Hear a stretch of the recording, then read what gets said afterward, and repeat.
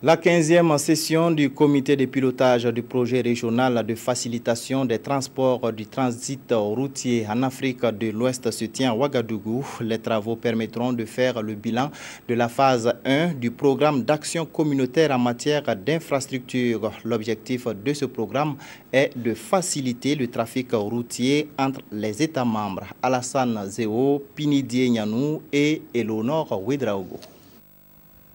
Faciliter le transport, le transit et la libre circulation des personnes et des biens en Afrique de l'Ouest, tel est l'objectif du comité de pilotage du projet régional de facilitation des transports et du transit routier en cette session ordinaire.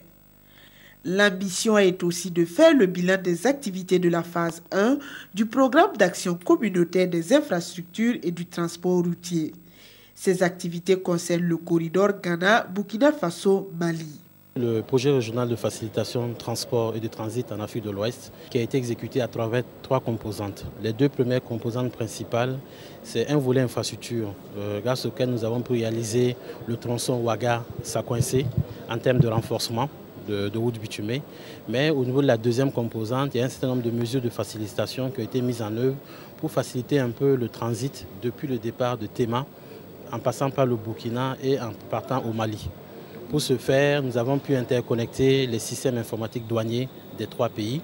Cette session va permettre également au comité de faire des recommandations sur l'audit des comptes courants 2014 et celui du premier trimestre de 2015. Lancé en 2008, les résultats atteints vont contribuer à la fluidité du trafic sur l'ensemble du corridor.